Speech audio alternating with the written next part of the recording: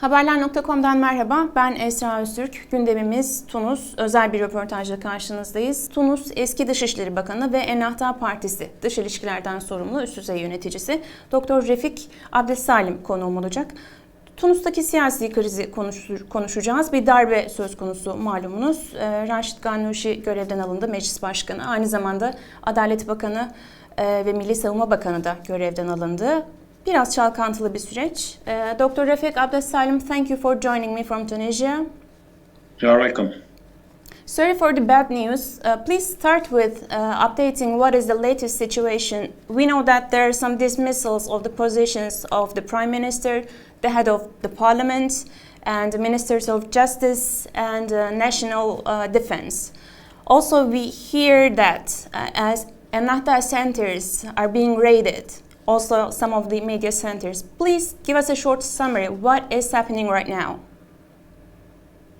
Well, we are facing a real coup d'etat, which is jeopardizing the constitution, the functioning of the democratic system, the democratic institutions that we have built during the last 11 years.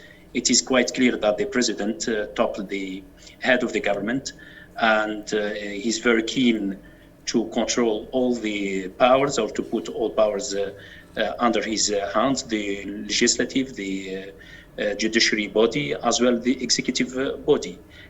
It is quite clear that we are moving towards a de facto a coup d'etat in the name of the clause 80 in the constitution, but unfortunately it doesn't allow the president. It allows the president to take exceptional measures, but he has no right, to frozen or to preclude the functioning of the parliament, and this is what happened exactly now in the country. Dr. Abdessalem, it is said that police forces in Tunisia is as powerful as the army. So, what if we ask you the support of police forces to the coup d'état? Well, we hope that the security forces will take the neutrality, in the sense that we were suffering as Tunisians from a heavy despotism during 27 years under the era of Ben Ali. And I think the security forces paid a very heavy price. And I don't think that the military institution, as well as the security forces, wanted to repeat the same experience, mainly for the security forces. Of course, they are part of the state apparatus, and there are certain regulations within the state. But I hope that this is just, exceptional measures, and the democratic life will turn back to the country as soon as possible. Whenever there is a coup in the Arab countries, it is discussed that some of the third parties, some Western countries can be backing the coup d'etat. Do you think there is another country who was backing Kays Said in this process of coup d'etat? Well, based on the concrete facts that we have seen on the ground, it is quite clear there is support from certain countries in the region, mainly United Arab Emirates, which was included in destabilizing many countries in the region, including Libya. They are engaged in Yemen, in Syria, everywhere. It's quite clear that they are not happy with the democratic experience in Tunisia, to consolidate their narrative that democracy is not functioning in the Arab world and the Muslim world. And the best solution is to be under a despotic regimes. I think definitely the United Arab Emirates is engaged in the current affairs and what happened right now in Tunisia. Do you think this coup d'etat is directly targeting Ennahda Party because of your ties with the Muslim Brotherhood? I think it is targeting the democratic institutions, the parliament, and all political forces. That is why the majority of political parties and the civic forces declare that clearly that they consider what happened in 5th of July as a flagrant coup d'etat. It is threatening the democratic process and democratic institutions, and definitely also it is targeting Ennahda as the main political party and the main political forces in the parliament. We see it as a threat to the democratic systems, to the political institutions, and to the democratic experience that we have lived during the last 11 years.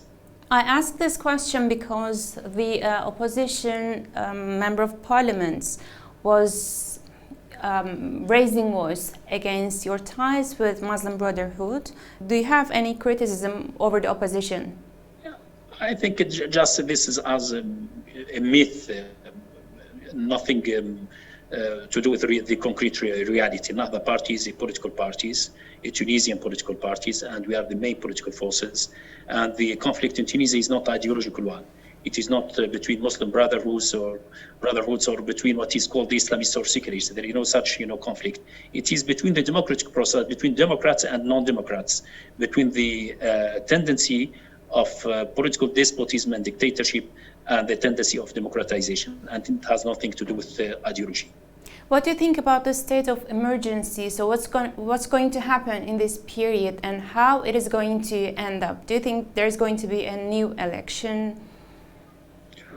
Well, I think we'll wait and see what was declared by the president, that he jeopardized the functioning of the parliament for 1 month, and there is no guarantee. And this is the position of the majority of political forces.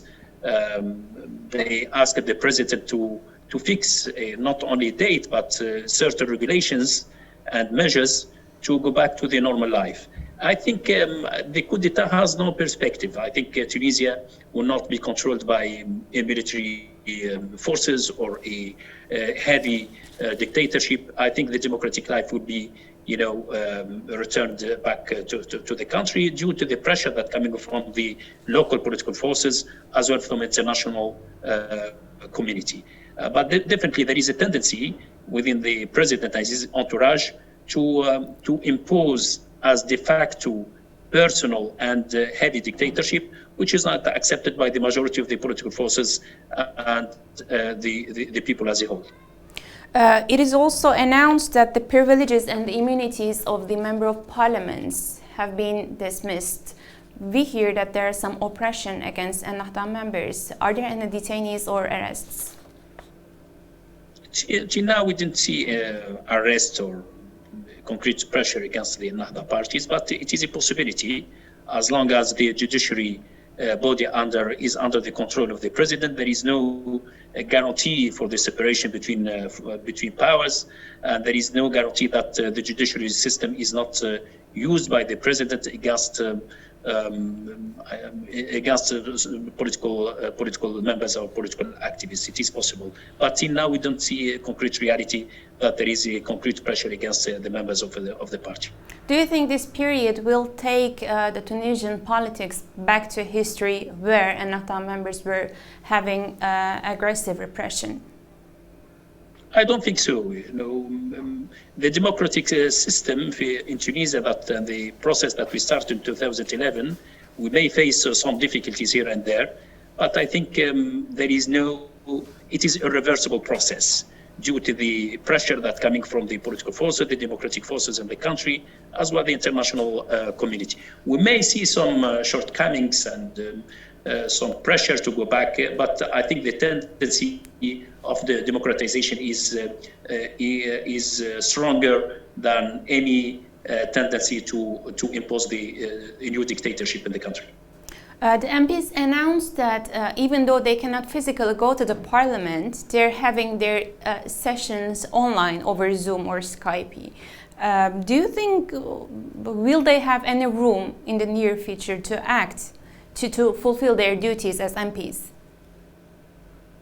I think the committee of the parliament had a meeting just yesterday by virtual meetings by distance.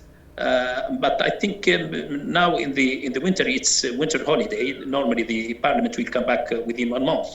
So I think I expect within 1 month that the parliament will go back to its normal functionality. Asking you this question because you're responsible from international relations in Ennahda headquarters. Did you receive any phone calls from other countries, Western countries or Turkey? What is the reaction of the world against this coup d'etat? We are in contact. You're in contact?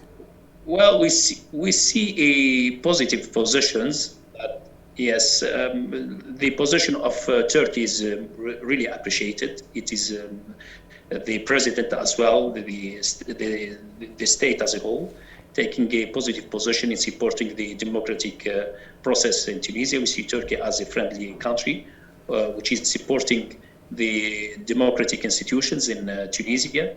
And we base it on the communiques that and declarations from different countries in Europe as well as the United States. All these countries, pressure the president to go back to the normal life and to respect the democratic institutions and mechanisms.